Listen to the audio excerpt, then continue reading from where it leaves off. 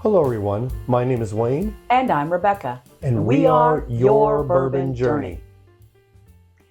Welcome to episode 45 of Bourbon Trail Tales and Tastes. Today, it is a momentous day for us. It is May 21st of 2023, and it's the day we're going to finish the Kentucky Bourbon Trail, but not at this stop. So this is our first stop for the day, and we're a little giddy about that. But we are in Lawrenceburg, Kentucky at Four Roses Distillery. This is our 49th distillery and our 41st of 42 stamps on our Kentucky Trail book. We had a great day, a great tour guide. Gracie was our tour guide, and we went through everything there. And I thought it was gorgeous. When you pull up to the campus, and we have been there several times since then, because they have a gorgeous gift shop. They do. They have really They have one of the better gift shops on. It is beautiful. Any of the places we've been. Top five. And if we're in Lawrenceburg, we often stop in there. They often have these private selection bottles, which is pretty amazing. And they have a great bar. And they do. Every time I think we bought something in the gift shop, it's all like this kind of pale yellow, Spanish looking. It looks like it doesn't really belong in Kentucky, to be honest. It's very interesting, but it's gorgeous. It is. And what do you remember about the tour? Well, it ended up being partially an outside tour. We walked into the distillery. All the distillery tours on the inside tend to be really hot. Yeah. This one especially in the still house. Yes. This one was very hot. And there were a lot of stairs. If I remember correctly, we were going up and down quite a bit. Oh, yeah. And you saw the basic whole process that you would see. We walked through. It was cool. We came back outside. And the funny thing is, if you've been to Four Roses, you look across the way. And the irony of irony is you see these rick houses. They're not theirs. They're not theirs. They were sold years ago to Wild Turkey. And another irony for myself is it's on the McBrayer campus.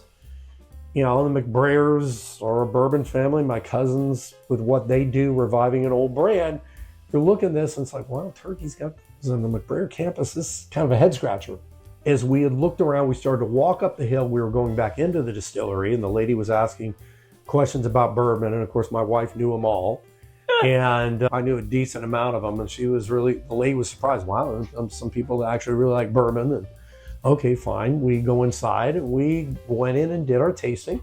Yeah, it was a pretty nice large room. We had a pretty large group on that tour. We did. I would say it was like probably 15, 16 people maybe. Yeah, it was a good group. We had a U-shaped table, and to me it looked like a corporate conference room, but they had it all set up just beautifully with all these glasses. I think there were 4 tastings each, and I think little snacks. I think there were crackers, a little bit of chocolate to go with it too, as I'm thinking about it. It was really nice.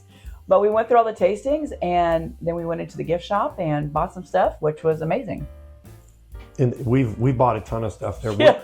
We're going to have to pull some stuff out at some point, because there was actually a tray that we bought that says Four Roses on it, that has a couple handles, that was fairly expensive, that we had an idea to use when we would start doing stuff with bourbon.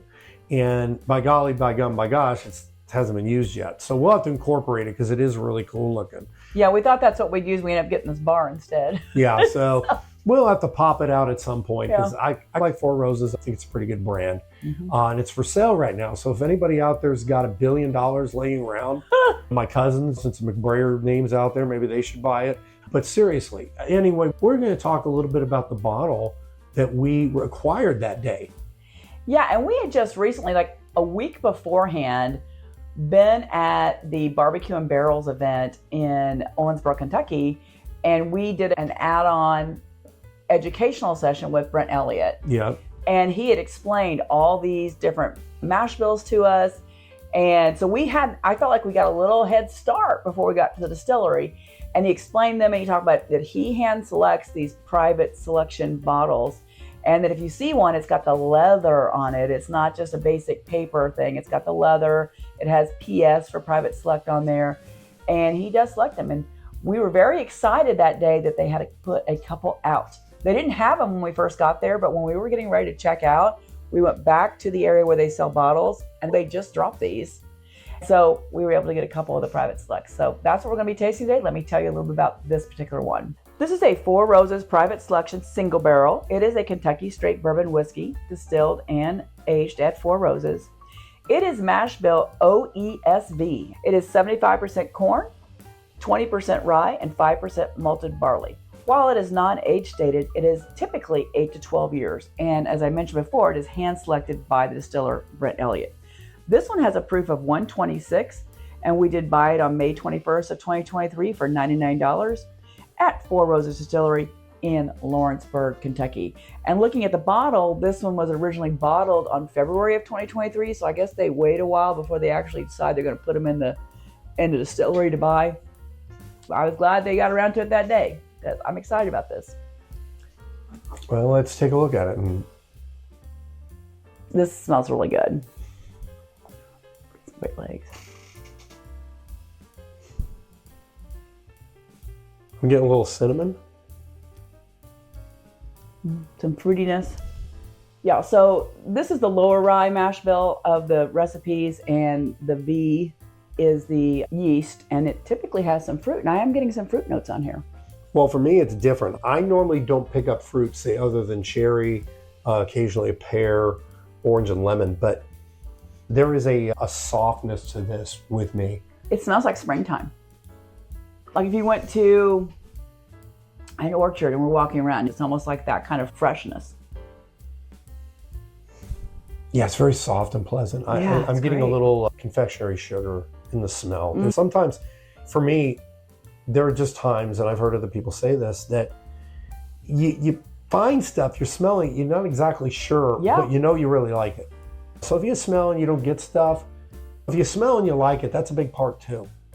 Yeah, for me, if I don't like the way it smells, I have a really hard time liking the taste. I mean, I have trouble getting past my nose to taste it, and it's like I almost reject it.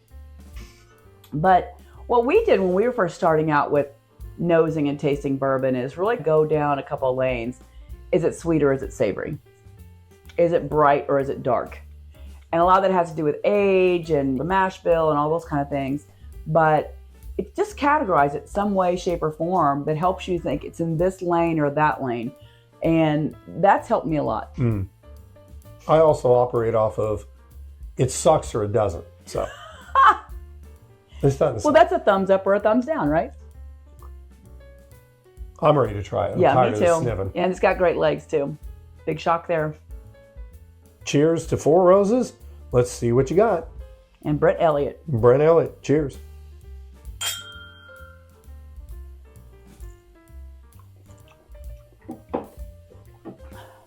It's got some proof on it. Well, I like it. I can get the rye component in it. Well, this is the lower rye, actually. I still get it. I still get rye in this sucker. And normally I don't unless it's really explicitly rye. Yeah, it's got some spicy notes to it that are really nice. The fruit's still hanging out, but it's not quite as light and bright as it was on the nose. I think it's gotten a little darker on the palate. Getting some notes of caramel. I'm getting black pepper. I'm getting a little bit more of a savory note. Yeah, which is opposite of the nose. Yeah, the nose is sweet and inviting because I like the nose and I'm liking the palate. It's just my brain had to catch up because it's different. I have to call him Sneaky Brent Elliott.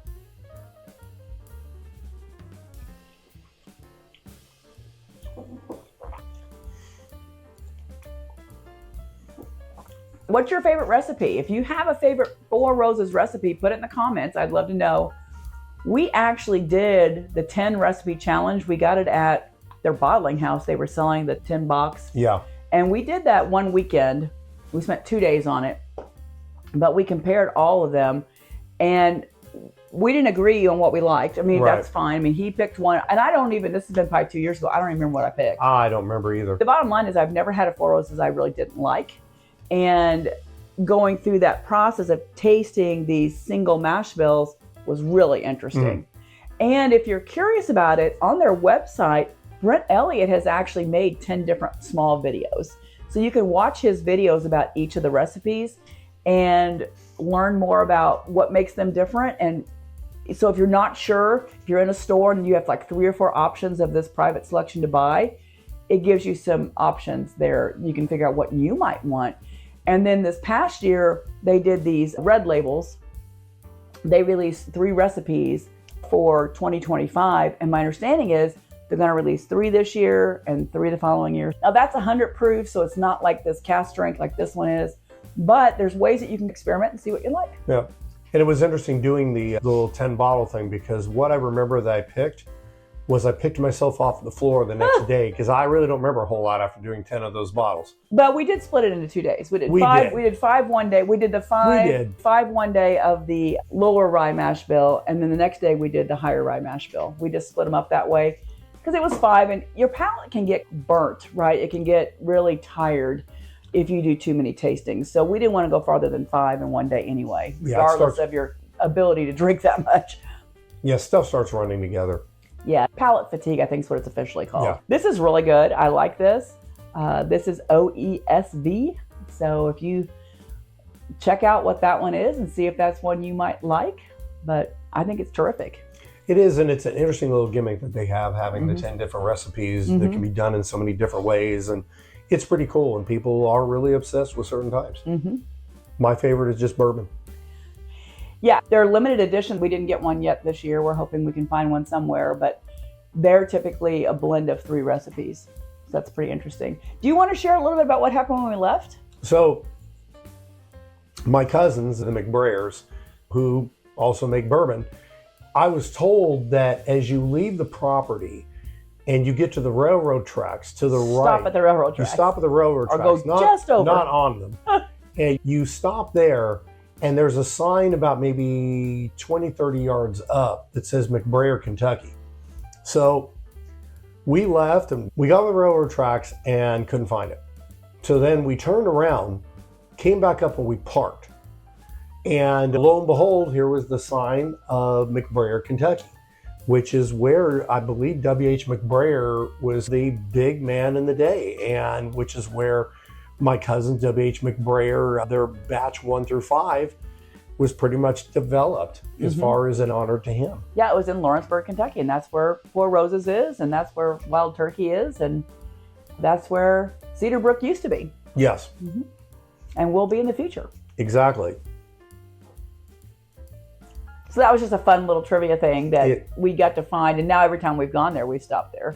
We did. Taking pictures. Now we know where it is, we can do it. So let's wrap right there.